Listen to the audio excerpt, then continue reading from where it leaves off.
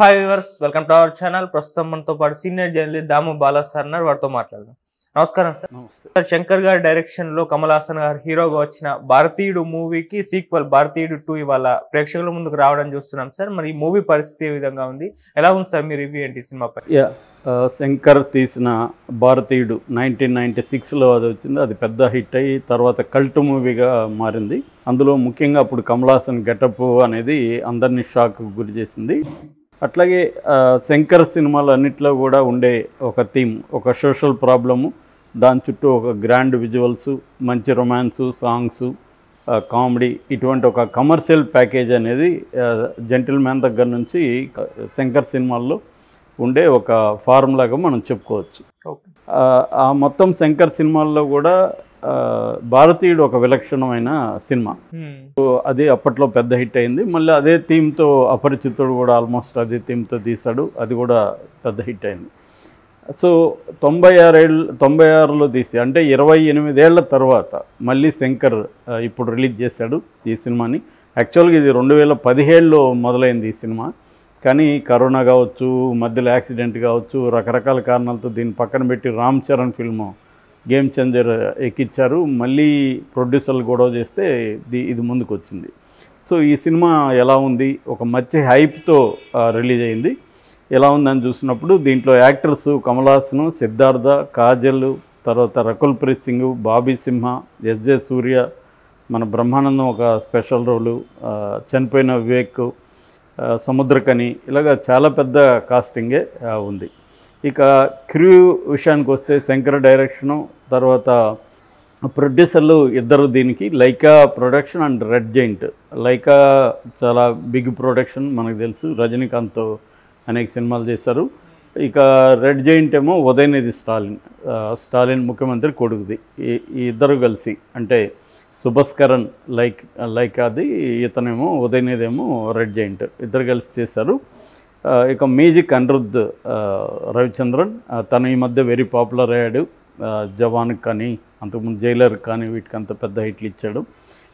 మన తెలుగులో కూడా చాలా సినిమాలు చేశాడు. ఇక కెమెరామెన్ రవి వర్మన్, తర్వాత దీనికి ఎడిటింగ్ కూడా శ్రీకర్ ప్రసాద్, అక్కినేని శ్రీకర్ ప్రసాద్, తెలుగుడే కానీ చాలా మణిరత్నం సినిమాలకంతా కూడా ఆయనే చేశాడు.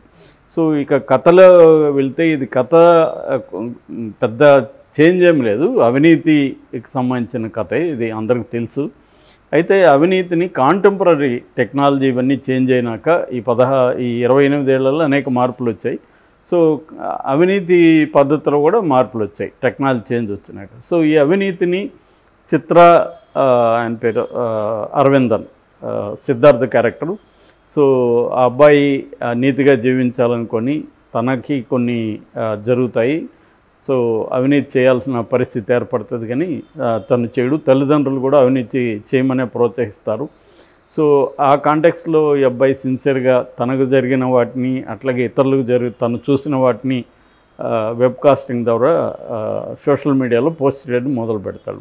దానివల్ల ఎదుర్కొన్న ప్రాబ్లమ్స్ ఏంటి, సో దీనికి మన వల్ల కాదు, ఈ అవినీతిని ఎదుర్కోవడానికి ఎవరో రావాలి అనుకున్నప్పుడు ఎవరు ఉన్నారు అంటే, ఒకప్పుడు ఉండేవాళ్ళు ఒక ఆయన, పెద్ద ఆయన అని ఈయన చెప్పడం, దాంతో కమ్బ్యాక్ ఇండియన్ అనే ఒక హ్యాష్ట్యాగ్ వైరల్ అయిపోవడం. సో ఈయన సేనాపతి, ఈ సేనాపతి ఏమో హాంకాంగ్లో ఉంటాడు, 100 ఏళ్ళు దాటి ఉంటాయి. సో తను మర్మకళని అక్కడ నేర్పిస్తుంటాడు. సో సేనాపతి ఇండియాకి రావడం, ఇక్కడ అవినీతి పరుల ఆట ఎలా కట్టించాడు, దాంతో రియాక్షన్ ప్రజల్లో ఎలా వచ్చింది, ఇది బేసిక్గా ఇది. ఫైనల్గా దీన్ని థర్డ్ పార్టీ కూడా చూడమని ట్రైలర్ కూడా ఫైనల్ దీంట్లో పెట్టారు. ఇది బేసిక్గా కథ చెప్పుకోవాలంటే. అంటే కథగా చెప్పినప్పుడు పెద్ద ఇదేమి లేదు, అవినీతి పరుల ఆట కట్టించడమే కథ. కాకపోతే స్క్రీన్ ప్లే, ఇట్లాంటి వాటికి స్క్రీన్ ప్లే చాలా ఇంపార్టెంట్. ఎందుకంటే కథ సింపుల్గా ఉన్నప్పుడు స్క్రీన్ ప్లే ఇంట్రెస్టింగ్ ఉండాలి. ఈ సినిమాలో స్క్రీన్ ప్లే తీసుకున్నప్పుడు చాలా ఫస్ట్ ప్రాబ్లమ్ని ఇంట్రడ్యూస్ చేయడం, తర్వాత ప్రాబ్లమ్ని ఎలా ఫేస్ చేస్తున్నారు చూడడం, ఆయన ఎవరో రావాలని కోరుకోవడం, ఆయన రావడం, ఆయన ఇంట్రడక్షను, ఆయన రావడం, ఈ పద్ధతిలోనే జరిగింది. ఫస్ట్ హాఫ్ అంతా కూడా మనకి ప్రధానంగా introduction of the problem, introduction of the characters, ఇవి జరుగుతుంటాయి. సెకండ్ హాఫ్లోనే మేజర్ డ్రామా కావచ్చు, యాక్షన్ కావచ్చు సెకండ్ హాఫ్లో తీసుకెళ్లారు. సో ఇది 3 గంటల సినిమా కావడంతో ఫస్ట్ హాఫ్ బోరింగ్గా సాగిందని చెప్పాలి. ఫస్ట్ ఒక 15-20 మినిట్స్ ఇంట్రెస్టింగ్గానే ఉంది. అంటే శంకర్ కైండ్ ఆఫ్ సినిమా ఎలా ఉంటుందో అలా ఉంది. ఆ తర్వాత బోరింగ్ ప్రాబ్లం అంటే రిపిటేషను, తర్వాత ప్రిడిక్టబుల్ సీన్లు, అవే సీన్లు బోరింగ్గా లాగడం, అంటే 2 నిమిషాల్లో చెప్పాల్సిన దాన్ని 10 నిమిషాల్లో చెప్పడం, ఇలాగా మనకి సాగదీత అంటారు కదా, అలా నిజానికి ఇది 3 గంటల్లో ఉండాల్సిన సినిమా కాదు. 2 గంటల 10 నిమిషాలు ఉంటే సరిపోయేది యాక్చువల్గా. కానీ సాగదీత చేసుకుంటూ వెళ్ళారు. సో దానివల్ల ఫస్ట్ హాఫ్ అయితే చాలా బోరింగ్గా ఉంది. సెకండ్ హాఫ్ కొద్దిగా పర్వాలేదు, కానీ ఓవరాల్గా అయితే స్క్రీన్ ప్లే ఇంట్రెస్టింగ్ అయితే లేదు. సో మనకి ఫస్ట్ సినిమా భారతీయుడు సినిమాలో ఉన్నది ఏంటంటే ఎమోషన్ కనెక్షన్. అక్కడ కమల్ హాసన్ క్యారెక్టర్ ఏంటి, తను ఒక స్వతంత్ర సమరయోధుడే కాకుండా తను పర్సనల్గా కరప్షన్ని చూస్తాడు. తన కూతురు కరప్షన్కి బలైపోతుంది. సో తన కూతురు ఆనందం కోసం డబ్బుతో, రూపాయి నోట్లతో పడవలు చేసిన కమల్ హాసన్ తండ్రి అదే కూతురు చనిపోతుంటే కూడా అవినీతి చేయడానికి, కరప్షన్కి ఒప్పుకోడు. సో అందువల్ల ఆ క్యారెక్టర్ వర్కౌట్ అయింది అక్కడ. ఆ ఎమోషనల్ దాంతో మనం కనెక్ట్ అవుతాం, ఒక తండ్రితో మనం కనెక్ట్ అవుతాం. సో అట్లాగే తన కొడుకు అవినీతి పరుడైనప్పుడు కొడుకునైనా కూడా విడిచిపెట్టని ఒక సిన్సియర్ స్వతంత్ర సమరయోధుడు అన్న క్యారెక్టరైజేషన్ అక్కడ వర్కౌట్ అయింది. కానీ ఇక్కడ అటువంటి ఎమోషన్ కనెక్ట్ అవ్వలేదు కమల్ హాసన్తో. సో అది మేజర్ ప్రాబ్లం ఈ కథలో, ఈ థీమ్లో మేజర్ ప్రాబ్లం. రెండోది కమల్ హాసన్ గెటప్ అప్పుడు అక్కడ ఫస్ట్ సినిమాలో నేచురల్గా ఉంది. మనకి ఒక ఏజ్డ్ కమల్ హాసన్ అంటే నేచురల్. ఇక్కడ పిచ్చి గెటప్స్ అంతా చేసి అది కామెడీ వస్తుంది తప్ప అతను చూస్తే సీరియస్ ఫీల్ రావట్లేదు. అన్ని ఎందుకు గెటప్స్, అది కమల్ హాసన్ పైత్యమా, శంకర్ పైత్యమా? కమల్ హాసన్కి ఇటువంటి పైత్యాలు ఉంటాయి. అందుకనే మన మణిరత్నం ఒక ఇంటర్వ్యూలో చెప్పాడు, కమల్ హాసన్ కానీ వదిలేస్తే అతను ఇష్టం వచ్చినట్టు చేసేస్తాడు, అతన్ని కంట్రోల్ చేసుకుంటూ రావాలి మనం అని. అది ఫెయిల్ అయినట్టు కనబడుతుంది. కమల్ హాసన్ పిచ్చి గెటప్స్ అంతా దీనికి వర్కౌట్ అవ్వలేదు. సో అట్లాగే ఆయన బేర్ బాడీ చూపించడం, ఎందుకంటే కమల్ హాసన్ 100 ఏళ్ళు దాటేసిన వ్యక్తి ఈ కథ ప్రకారం. సో 100 ఏళ్ళు దాటేసిన వ్యక్తి ఈ ఫైట్లంతా చూస్తుంటే మనకి అది అబ్నార్మల్గా విచిత్రంగానే అనిపిస్తుంది. దానికి శంకర్ కూడా ఏదో రీజన్ ఇచ్చాడు, చైనాలో ఇప్పటికి కూడా మార్షల్ ఆర్ట్ నేర్పిస్తున్నారు. ఉండొచ్చు. నేను కూడా ఒక 105 ఏళ్ల స్వామిని, మఠాధిపతిని, శివశంకర స్వామిని ఆయన ఇంటర్వ్యూ చేసిన. 105 ఏళ్ళకు కూడా ఆయన మెమరీకి బాగానే ఉంది, మాట్లాడాడు నాతో. అట్లాంటి వాళ్ళు ఎక్సెప్షన్గా ఉంటారు తప్ప అది కనెక్ట్ అవ్వడం కష్టంగా అనిపించింది ఈ సినిమాలో. అట్లాగే మిగతా సిద్ధార్థ క్యారెక్టర్ కూడా మేకప్ ఇదిగా ఉంది. కమల్ హాసన్ కూడా మేకప్ అనేది తెలిసిపోతూ ఆడ్గా ఉంది. తర్వాత ఈ సినిమాలో ఏది వర్కౌట్ అవ్వలేదని చెప్పచ్చు.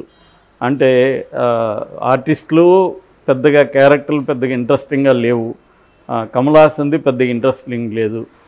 తర్వాత మ్యూజిక్ అయితే ఇంకా ఘోరంగా ఉంది. రవిచంద్రన్ ఎందుకు ఇలా చేశాడా అనిపిస్తుంది, అతనికి ఇంట్రెస్ట్ లేదా అనిపిస్తుంది. పాటలన్నీ కూడా బోరింగ్గా ఉన్నాయి. మనకు తెలుసు భారతీయులు ఎంత పెద్ద పాటలు ఎట్లా హిట్ అయినాయి. ఈ దీంట్లో మ్యూజిక్ ఒకటి బాగా లెట్ డౌన్ చేసింది. కెమెరా వర్క్ పర్లేదు, రవివర్మన్ కెమెరా వర్క్ బాగుంది. మేజర్గా శంకర్ డైరెక్షన్ అనేది ఫెయిల్యూర్ అని చెప్పచ్చు ఈ సినిమాకి. శంకర్ ఇంట్రెస్ట్గా చేయలేదా, లేకపోతే ఆయన పని అయిపోయిందా? ఎందుకంటే రోబో తర్వాత శంకర్కి హిట్లు లేవు. స్నేహితుడు అని ఒకటి 3 Idiots రీమేక్ చేశాడు, కానీ అది కూడా పెద్దగా కాలేదు. సో ఇది కూడా ఇంట్రెస్ట్ లేకుండా ఏదో ప్రొడ్యూసర్ల కోసం చుట్టేశాడా అన్నట్టుంది. రెండవ ఆస్పెక్ట్ ఏంటంటే దీనికి మళ్ళీ థర్డ్ ఎందుకు అనవసరం? సెకండ్లోనే కంప్లీట్ చేసి ఉంటే నీట్గా ఉండేది. మళ్ళీ థర్డ్ పెట్టి థర్డ్లో ఇంట్రెస్టింగ్ సీన్లు అంతా ఈ మధ్య ఏం జరుగుతుంది, పాన్ ఇండియా సినిమాలంతా మనం చూస్తున్నాం. ఫస్ట్ పార్ట్ ఏదో చుట్టేస్తూ ఉంటారు, అలా నడుస్తూ ఉంటుంది, ఎండ్లో ఒక ట్విస్ట్ ఇస్తారు, ఇంకొకటి చూడమంటారు. కల్కి కూడా అంతే కదా, కల్కి కూడా అంత లెంగ్త్ అవసరమే లేదు సినిమాకి. లాగారు ఒక ట్విస్ట్ ఇచ్చారు, నెక్స్ట్ పార్ట్ చూడండి అన్నారు. సో ఈ బాహుబలి ఫార్ములాని అందరూ ఈ మధ్య ఫాలో అవుతున్నారు. శంకర్ కూడా అదే చేశాడు. అదే పులిని చూసి నక్కవాత పెట్టుకున్న సామెత గుర్తుకొస్తుంది ఇక్కడ. నిజానికి థర్డ్ పార్ట్ అవసరం లేదు ఈ సినిమాకి, మళ్ళీ థర్డ్ పార్ట్ చూడండి రా అన్నట్టుగా ఆ ట్రైలర్ వదిలేరు. సో దీని ఎఫెక్ట్ చూస్తారో లేదు తెలియదు. ఓవరాల్గా తీసుకుంటే ప్లస్లు చెప్పాలంటే కమల్ హాసన్ అగైన్ ఆయన గెటప్పులు బాగాలేకపోయినా యాక్టింగ్ అయితే బ్రహ్మాండంగా చేశాడు Kamal Haasan, no doubt. So అందువల్లే కొద్దిగా మనం అక్కడక్కడ చూద్దాం అనిపించినా కూడా అది ఉంది. రెండవది యాక్షన్ సీక్వెన్సెస్ ఒక 4-5 ఉన్నాయి ఓవరాల్గా, ఇవి కొంత బాగానే ఉన్నాయి. కాకపోతే అవి కూడా స్ట్రెచ్ చేశారు, అంటే చాలేరా బాబు అన్నట్టుగా మనకు అనిపిస్తూ ఉంటుంది. సో అదర్వైజ్ అవి యాక్షన్ సీక్వెన్సెస్ బాగా చేజింగ్ యాక్షన్స్ బాగా చేశారు.